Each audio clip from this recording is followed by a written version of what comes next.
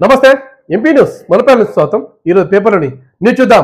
ఎన్నికల్లో ఇండియా హవా 13 అసెంబ్లీ సీట్లకు 10 కైవసం. బీజేపీకి 2, పశ్చిమ బెంగాల్లో 4 తృణమూల్ కాంగ్రెస్ కే, హిమాచల్ ఉత్తరాఖండ్ లో కాంగ్రెస్ విజయం, బీహార్ లో జేడీయూ స్వతంత్ర ప్రతిగెలుపు. భారతదేశంలో మొన్న ఎన్నిక జరిగినట్టు మళ్ళీ ఎక్కడ ఎన్నిక అనుకోవచ్చు.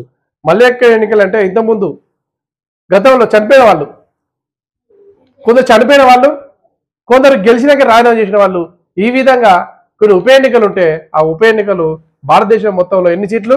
మొత్తం 13 అసెంబ్లీ సీట్లకు. 13 అసెంబ్లీ సీట్లకు అంటే మొన్న జరిగిన ఎంపీ ఎన్నికలు. ఇప్పుడు అసెంబ్లీ ఎన్నికలు అంటే ఓ చోట్ల సంవత్సరం జరిగినవి ఉన్నాయి, కొన్ని చోట్ల 4 సంవత్సరాలకి జరిగినవి ఉన్నాయి. ఇట్లా దేశం మొత్తం మీద చూసుకుంటే 13 అసెంబ్లీ నియోజకవర్గాల్లో ఉప ఎన్నికలు వస్తే 10 సీట్లు ఇండియా కూటమి. మొన్న ఇండియా కూటమి పోయి ఉప ఎన్నికల్లో ఉన్న కాంగ్రెస్ పార్టీ ఇప్పుడు ఇండియా కూటమి హవా నడిచిందట. ఇండియా కూటమిలో 13 సీట్లకు 10 కైవసం చేసుకున్న వార్త చూడొచ్చు. రెండే అసెంబ్లీ సీట్లు మాత్రం ఒక బీజేపీ గెలిచినట్టుగా మన వార్త చూసుకోవచ్చు. One time settlement, fee reimbursement బకాయిలపై కాంగ్రెస్ సీఎం ప్రతిపాదన. ఫీజు రియంబర్స్మెంట్ పై బకాయిలు ఉండవద్దు, ఎప్పటికప్పుడు క్లియర్ ఉండాలి. పిల్లలు అంటే చదువుకునే స్టూడెంట్స్ కు ఎటువంటి డిస్టర్బెన్స్ ఉండొద్దు. వన్ టైం సెటిల్మెంట్ కింద ఫీజు రియంబర్స్మెంట్ బకాయిలపై కాలేజీలకు సీఎం రేవంత్ రెడ్డి ప్రతిపాదన పెట్టిన వార్త మనం చూడవచ్చు. ఇక్కడి నుంచి వాయిదా లేకుండా సకాలంలో చెల్లిస్తున్న వార్త మనం చూడవచ్చు. కాంగ్రెస్ లోకి అరకప్పుడు గాంధీ సీఎం సమక్షంలో చేరిక. శేర్లింగంపల్లి ఎమ్మెల్యే నేనే రేపు కాంగ్రెస్ లోకి పటాన్చెరు ఎమ్మెల్యే. ఇక చూసుకో, నిన్ననే చూసినాం. నిన్ననే ఓ ఎమ్మెల్యే చేరితే అరకప్పుడు గాంధీ రేపు పాప చేస్తారు అనుకోవడం, నిన్న మన ఈయన చేరింది. రేపు పాప పటాన్చెరు ఎమ్మెల్యే కూడా కాంగ్రెస్ చేరుతున్న వార్త మనం చూడవచ్చు. ఎప్పటికైనా కూడా ఇప్పటికీ దాదాపుగా ఈ ఎంపీ ఎన్నికలు అయిప్పటి నుంచి మాత్రం రోజుకు టీఆర్ఎస్ పార్టీ అధోగతి పోతుంది. దాని గురించి టీఆర్ఎస్ గురించి పట్టించుకుని నాదులు లేకుండా పోతాడు. మొత్తం కాంగ్రెస్ చేరిన వార్త మనం చూడవచ్చు. అదేవిధంగా అరకప్పుడు గాంధీ కాంగ్రెస్ లో చేరిన వార్త మనం చూడవచ్చు. వారానికి ఒక జిల్లాలో ముఖ్యమంత్రి పర్యటన. వారానికి ఒక జిల్లా చొప్పున ముఖ్యమంత్రి పర్యటిస్తే జనానికి అందుబాటులో ఉండటం, ప్రజాదగ్గర పాలన ఉంటారనే ఉద్దేశంతో సీఎం రేవంత్ రెడ్డి వారానికి ఒక జిల్లా. అసలు మన తెలంగాణలో 33 జిల్లాలని వారానికి ఒక జిల్లా వేసుకున్నా కూడా 33 వారాలు అవుతాయి. ప్రభుత్వ పెన్షన్దారులకు ఆసరా ఇచ్చేశారు. లబ్ధిదారులు రిటైర్ ఉద్యోగులు స్వచ్ఛ తనిఖీలో వెలుగులోకి అక్రమాలు.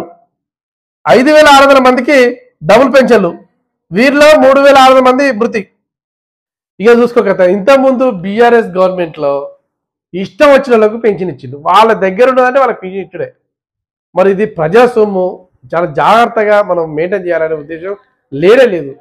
ఆడింది ఆట, పాడింది పాట అన్నట్టుగా ఇంతకుముందు బీఆర్ఎస్ గవర్నమెంట్ చేసింది. ఎందుకంటే ఇగో ఈమెకు ఆసరా పెన్షన్, ప్రభుత్వ ఉద్యోగ పెన్షన్ వస్తుందట. ప్రభుత్వ ఉద్యోగ పెన్షన్ ఎప్పుడు వస్తుంది?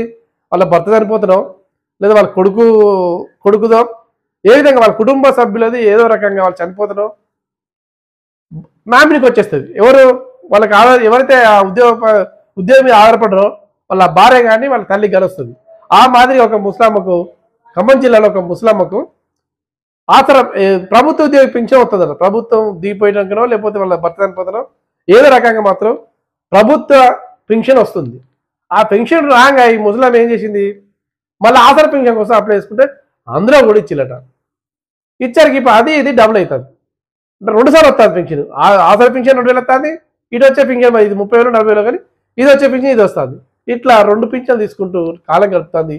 ఇప్పుడు ఎంక్వైరీలో తెలిస్తే ఏమైంది, ఎవరు చేసిళ్ళు, సెర్ప్ తనిఖీల్లో వాళ్ళు చేస్తే డబ్బులు ఉన్న ఖాతాలు మొత్తం, అంటే డబ్బులు ఎవరికైతే డబ్బులు పెంచే వస్తారో వాళ్ళ డాటా మొత్తం తీసుకుంటే రాష్ట్రంలో ఎంతమంది వెళ్ళినట్టు తెలంగాణలో 5,650 మందికి డబుల్ పెన్షన్ వస్తుందట. వాళ్ళకు గవర్నమెంట్ ఏం చేసింది, ఇప్పుడు సీఎం రేవంత్ రెడ్డి ఏం చేసిండు, వాళ్ళకు అదనంగా ఏ కారణం లేకుండా వాళ్ళకు ప్రభుత్వ ఖజానా నుంచి డబ్బులు దుబారాగా పోతున్నాయి కాబట్టి వాటి నుంచి రికవరీ చేయాలని చెప్పేసి వాళ్ళకి నోటిఫికేషన్ పంపిన వార్త మనం చూడొచ్చు. ఎప్పుడైనా కూడా ఒక గవర్నమెంట్ స్కీమ్ వస్తే వీళ్ళకి ఇయ్యాలా వద్దా, వీళ్ళకి భూమి ఉందా లేదా, వీళ్ళకి కొడుకున్నారా లేదా, వీళ్ళకి ఉద్యోగం ఉందా లేదా అనేది వెరిఫై చేస్తారు. ఒక వారం రోజుల్లో 10 రోజుల్లో వెరిఫై చేసిన తర్వాతనే గ్రామ సభలో ఏదో సభలో వాళ్ళ పేరు ప్రకటిస్తారు. అట్లేం చూడకుండా పోయిన టీఆర్ఎస్ గవర్నమెంట్ వాళ్ళకి నచ్చిందే వేదన్నట్టుగా వాళ్ళ దగ్గర ఉండే ఎవరంటే వాళ్ళకి పింఛన్ రాసుడే అట. వాళ్ళ టీఆర్ఎస్ కార్యకర్తలు, వాళ్ళ టీఆర్ఎస్ మనుషులు వాళ్ళు చెప్తినట్టు అని చెప్పి అట్టించిండు. గవర్నమెంట్ ఎప్పుడైనా ఒకరికి సొత్తుగా ఉండొద్దు, పారదర్శకంగా పనిచేస్తేనే అందరికి లాభాలు ఉంటాయి, వాళ్ళకి కూడా మంచి పేరు వస్తుంది. అట్లా కాకుండా వాళ్ళు ఇష్టం చేస్తే ఇప్పుడు అదోగతి అయింది. ఆ టీఆర్ఎస్ పార్టీ ఎవరు దిగకుండా అయిపోయింది. కేసీఆర్ 10 సంవత్సరాల నుంచి ఏ పని చేసినా చూడండి మీరు, ప్రతి దాంట్లో దుబారానే.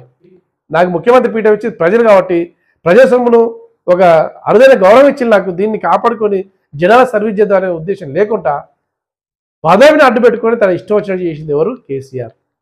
ఇవి 20